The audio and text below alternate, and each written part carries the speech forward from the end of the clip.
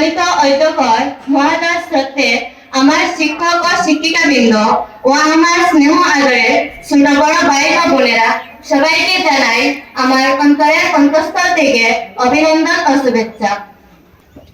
অত্যন্ত ও ভারাক্রান্ত মন নিয়ে বলতে হচ্ছে আজ আমাদের বিদায়ী অনুষ্ঠান। যদিও আমরা মনে করি এটা একটা বিদায়ী আনুষ্ঠানিকতা মাত্র, মন থেকে চিরতরের বিদায় দেওয়া হয়তো সম্ভব হবে না। দীর্ঘদিন ধরে আমরা এই প্রতিষ্ঠানে পড়েছি।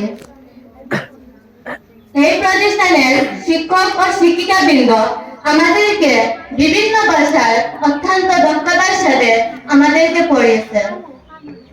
আমরা কোনোদিনও বলবো না। ইংরেজিতে বলা হয় দ্য টিচার ইজ মোটিভ দেন, যে আমাদের শিক্ষার্থীরা সবসময় আমাদের উৎসাহ দিয়েছে, এজন্য যে আমরা আপনাদের কাছে চিরকৃতজ্ঞ। ইচ্ছা না থাকার সত্ত্বেও আমরা অর্থ প্রতিষ্ঠান থেকে বিদায় নিতে হচ্ছে।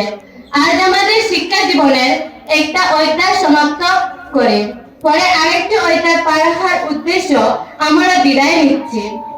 আপনারা আমাদের জন্য দোয়া করবেন যেন ভবিষ্যৎ শিক্ষা জীবনের উন্নতি করে দেশ ও জাতি গঠনের ভূমিকা রাখতে পারে। রবীন্দ্রনাথ ঠাকুর বলেছিলেন, একটি দিনের আলোর অপরূপ মহিমা যা জানতে সূর্যাস্ত অপেক্ষা না করলে বোঝা যায় না, ঠিক তেমনি দৈর্ঘ্য শিক্ষা জীবনের শাসনের বারণের মধ্যে দিয়ে যেতে পারে যায়। সামরিক বিরোধিতার মনে হলো এখন শেষ মুহূর্তে বুঝতে পেরেছি এটা আমাদের জন্য কথা দরকারি ছিল।